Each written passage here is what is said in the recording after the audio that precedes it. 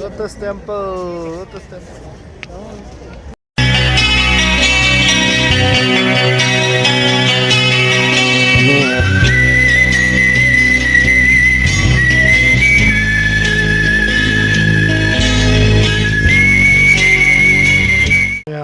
Ngasi mo hayengse akhoi chatlanni bako Delhi thadoni aduna Delhi da laiba akhoi Maringi pastor amana guide tawraga chama sille sum koithok poina ko adugi tholige ado yengase komai tawge matha horen tola wi tawji kamai tawrige ba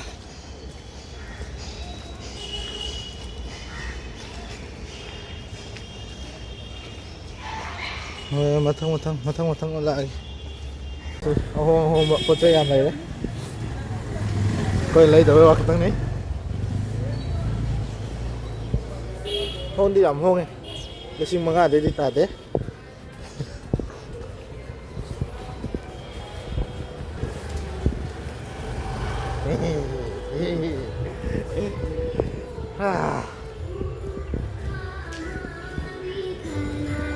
đó một là mi lối thom thô kẻ rồi con khơi không cái này room mà tự lấy mình là khơi không cái này là hơi gì sạc tốt từng ngày thì khơi đó là thô lì cái gì mà nó phải phá cái tốt rồi thôi đấy Tamil Nadu đấy là đó station đó này đấy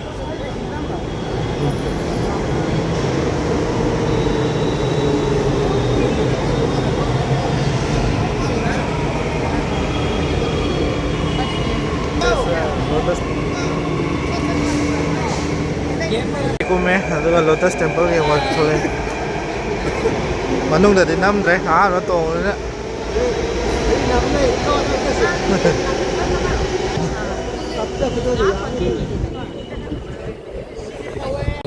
Bây con mình sẽ call cái mandir đấy. Lotus Temple yang mau sang ngồi này. Con Maringi pastor Delhi đó lại betul sih lại. Orang cale, mana guide tahu kita kan cat penuh.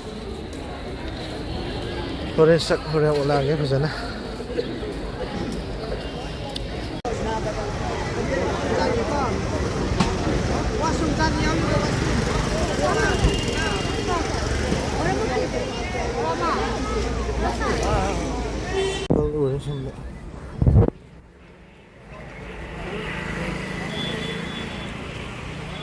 Fazendo de outro.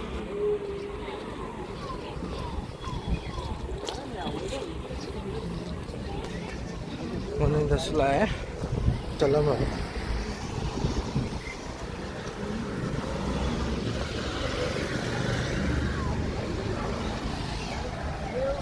Kami orang kamu cari. Kemudian ayah orang kamu lagi. Apa di sini cangkam entry macam.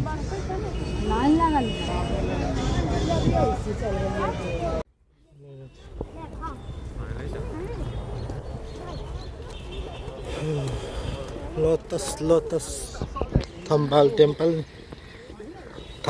Temple sange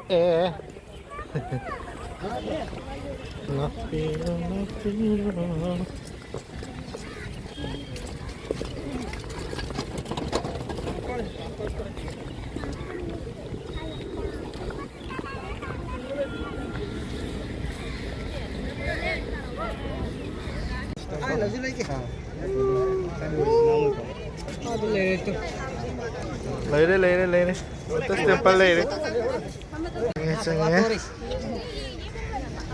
ये वाला ये मेरा दोस्त है हाँ या हाँ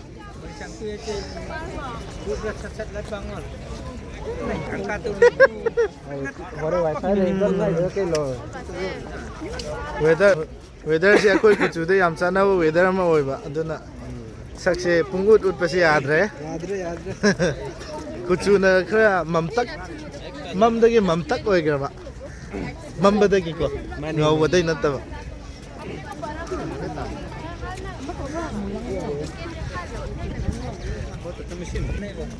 se gunda na se talio mi je mangona kam thosa da wan Chuyện nhà tiếng là còn nhớ ngã cháu ơi này cái tôn gì cái mà sẽ là tiếng đi có rồi liền là photo cắm nhang cái đầu khác photo cắm nhang cái này nào bởi cái này nếu có thấy bạn đi ăn lực lên này ồ ta hiểu rồi hay bởi ăn lực lên này mem tu komola fazei tu tui do mal hao do mal cái có sự cái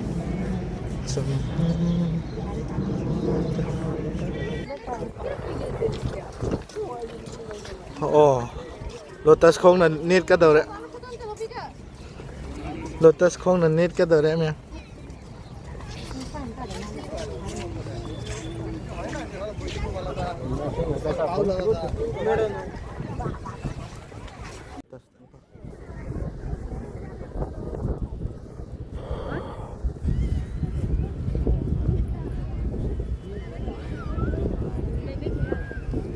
lá này dùng à từ lá này dùng à lá này mỏ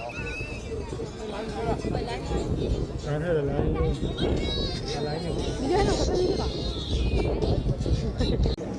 tu lotus ki makha dan lai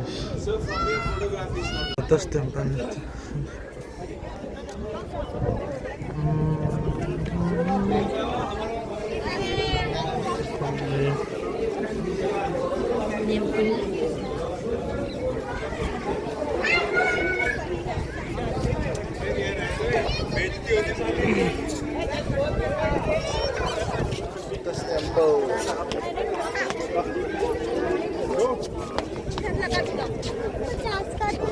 Lotus Temple they worship Torah Thole.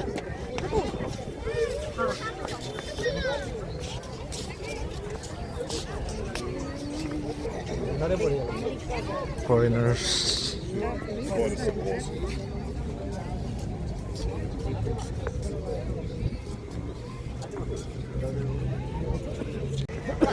Lotus Temple. Lotus Temple. Lotus Temple आ गया चलो màu người beli le Maringi next competitor competitor rang mà thích tông nỉ thua kìa hindi la ai to ngai ara pila ko ma chu ko ho mun sina sia koi bada ising loi lai ba ko som da su ising lai hawe si adam phajai ko si prayer house manu da prayer house ne sa som ma koi round no sat pa di adam ha ye koi ba si asito to kan tui mà ha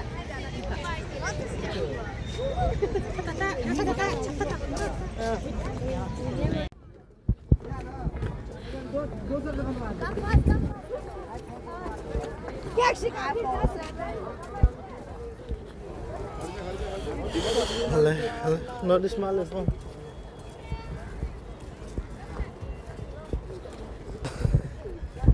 Lotus itang palla lai chin. Like rumure.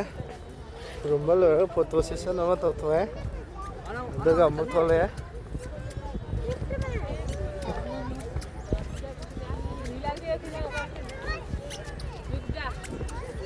रुक जाओ đi mà phán khử tình ấy nè đây làm gì ấy gì chạm môi để lên đến à xong là sự phá giấy lấy phá giấy này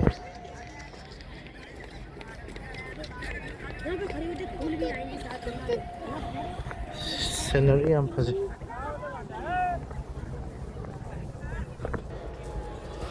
sai weather is ngasi weather seng de bukan ini tak to adam lai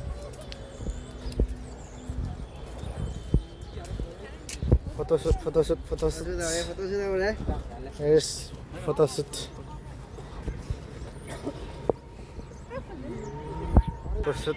Photo shoot ahora. Ato. Ngay là thi tuần này này. Đấy đấy, cá tuần này ngay là thi tuần này cái luôn đi. Em ạ, ngồi ngâm. Cái nó anh tôi climate vậy chứ, weather vậy chứ. Xem mong này video nó phom nam mong này vậy.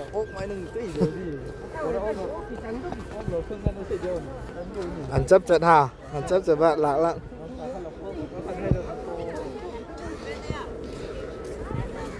Thôi.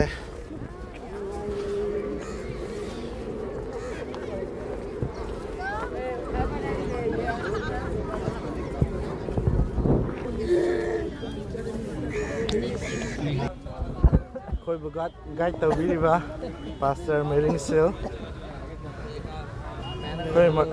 khôi Maringi community đấy cái này, bây Delhi ra lấy ba, đó khôi đi first này na, sir, yes I go sir, sir là gai tàu đi này cơ, xin, khôi Lotus Temple rồi xin, thank you so much. Thank you for coming Delhi. Yeah.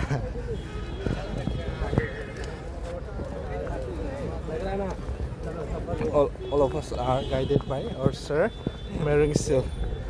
Thank you. Mau maglara. Ano ko ire. Lotus Temple với cây phao cái hoa khăn nè. Siam rồi.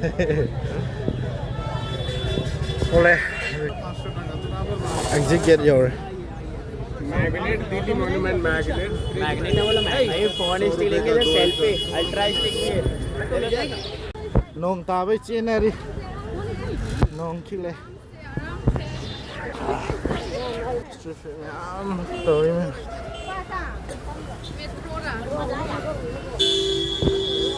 Hay là tiện này à, bắt trên này là cô thôi.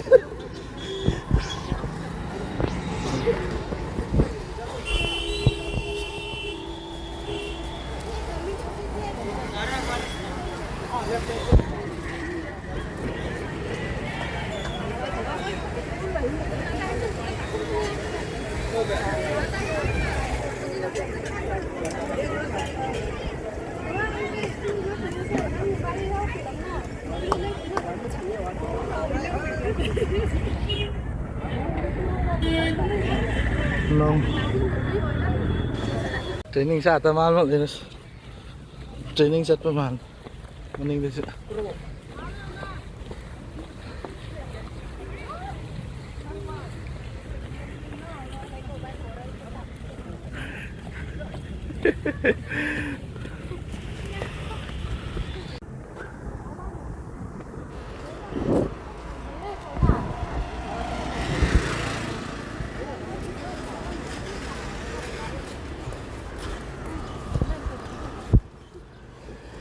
Walking. Umang ta terbadi. Kunsido loy de.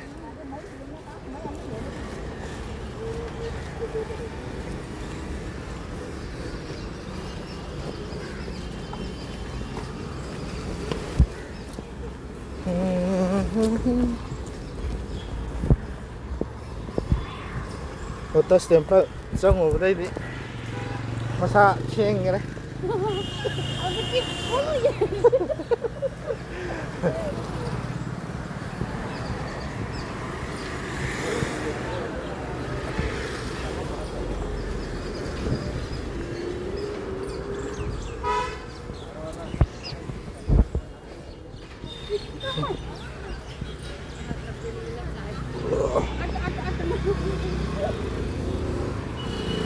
Nấu ăn thở bao lên nữa.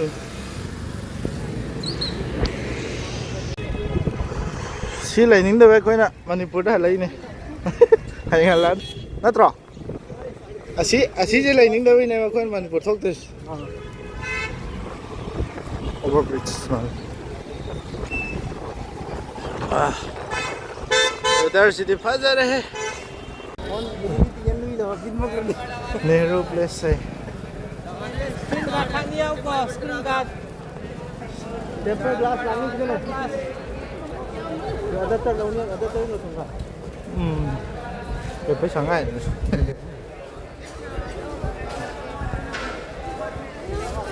Nehru Place xin cái nó temper glass cái gì này mấy cái nó lấy lupa kun này iPhone earphone चाहिए क्या? earphone या buds? nung sang metro yam yu yam cút le ai cái đó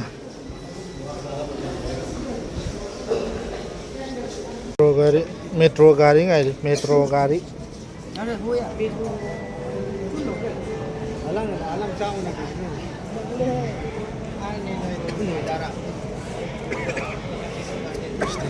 station đó manung đó to अगला station बनशील बाग metro manung to yam tong mo phang da wi ta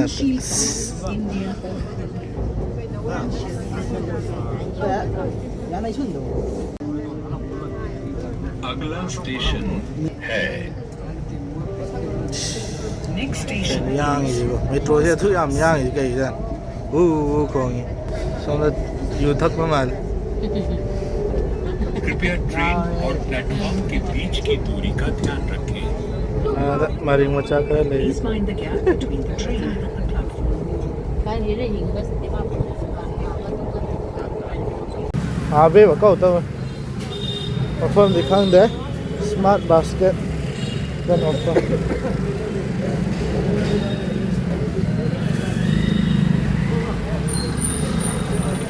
Jangan api me am yo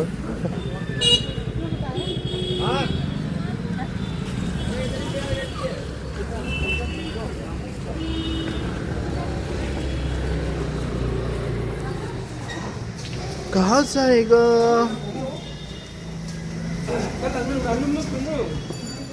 cá lăng na thì nãy nãy thôi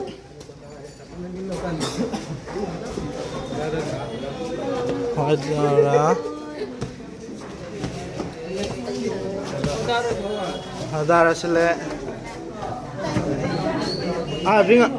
ring ayul ko awa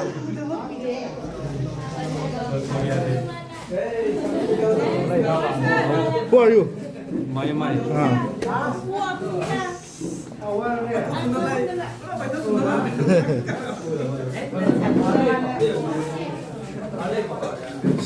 Maring Altan Lermis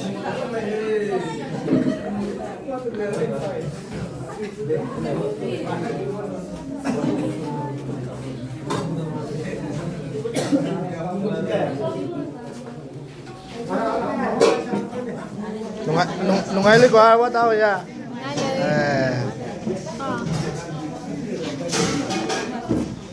nào đi câu du lô nào câu du lô nào ya cái gì về thôi nè cái con nô năng thì mấy tay khram man ba Đây ni. chiếc cookie lấy go nasi Namaste. namaste namaste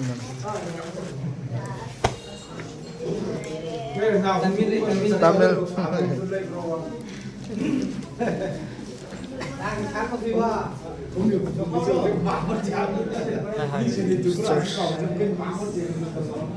small church of Maringi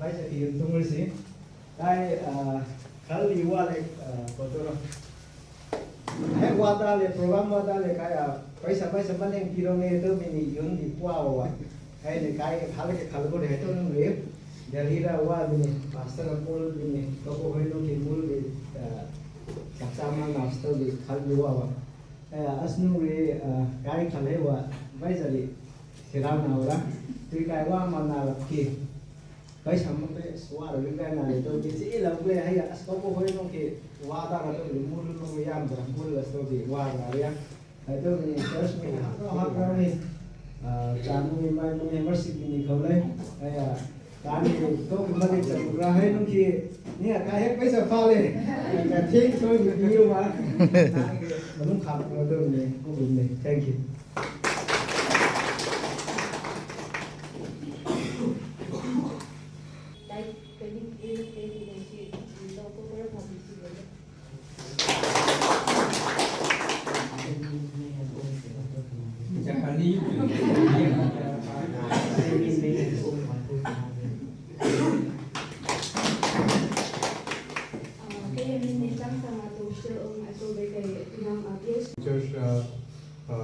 as a former secretary at the Vichy Lumini, Judith Pony, Guru the Lake, at the Vini, Nana Meruya, Junpui Mira, Hoglum, Salam Nikolani, Rolay, at of Nake, Ara, Capital Watu Pini, Nae, Merigan Jati, no Elim, Wemone, Watu Pini, Nai, show Watu Pina, Wemone, proud field of lake, at the Vini, Kai Tagani, Wemone Naitawa.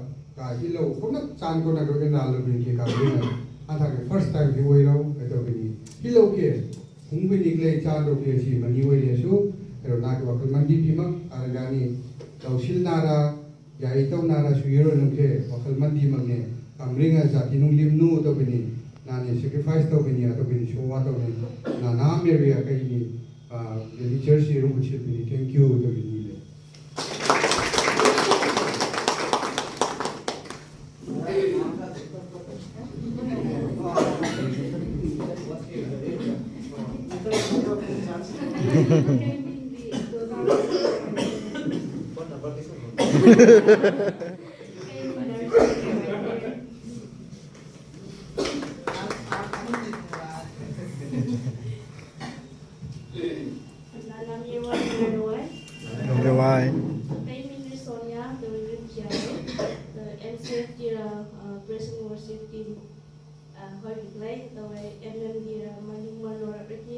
Assistant Financial Director. Kay ito niya, ang nag-resign ka wala. So, kay Tipan daw resign ka wala. Last day, this sabi mo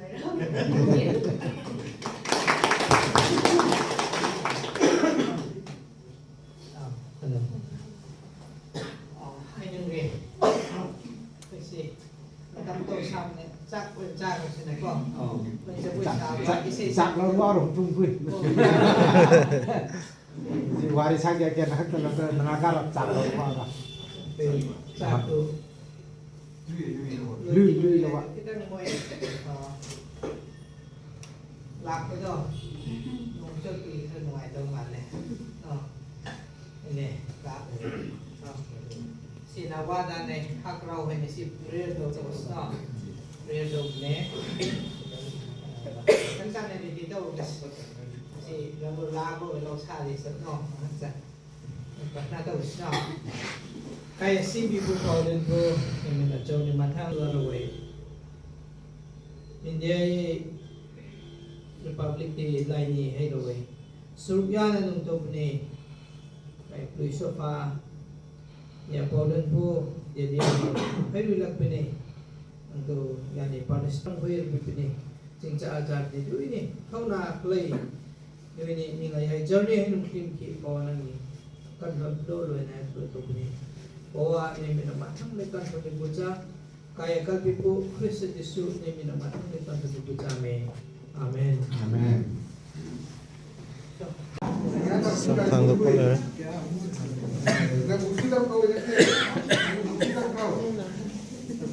Ane kacang pun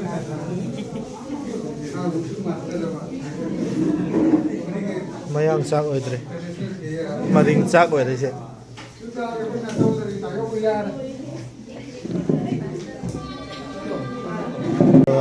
Sak ada re. Sak oi. Thả mai mà tung sak sa rồi.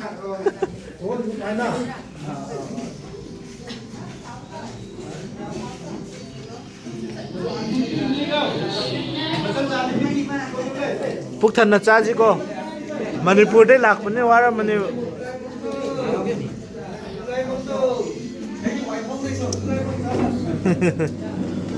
Hào đây.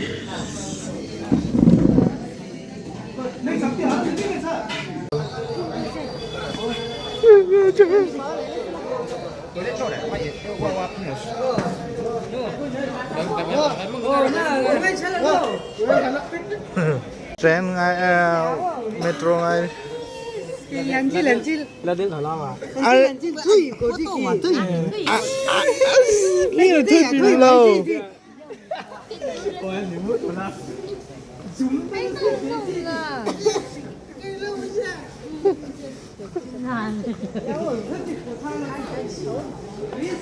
metro ngay đi metro Ay, sama sa metro.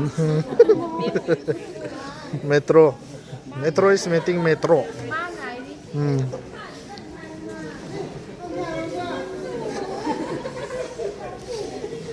Sina Delhi da lai hoga da ba lai sabi si Meron ba sa vida ko?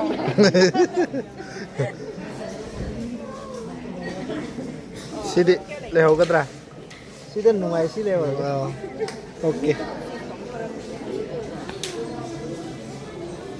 Sina Manipur thoka da ba lai sabi si Mani mình đầu bạc mani mà Manipur han ga da ba lai sabi si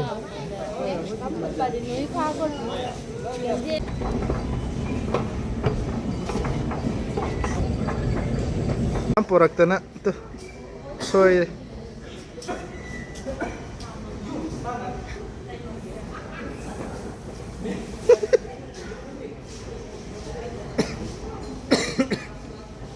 Ay, sa akin din, magkati ko ah.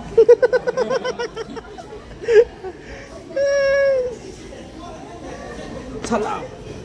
Ini kece.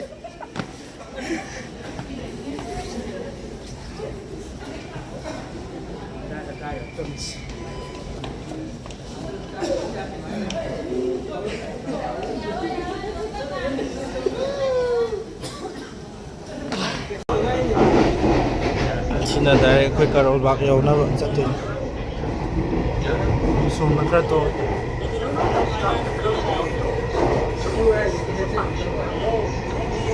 Sai.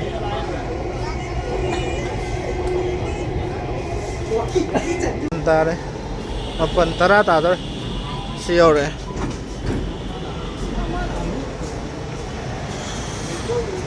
La la la la la la la la la. Karol bak yaw re khoi ilai fam. Ei sang ani hotel da. Hung tara hele.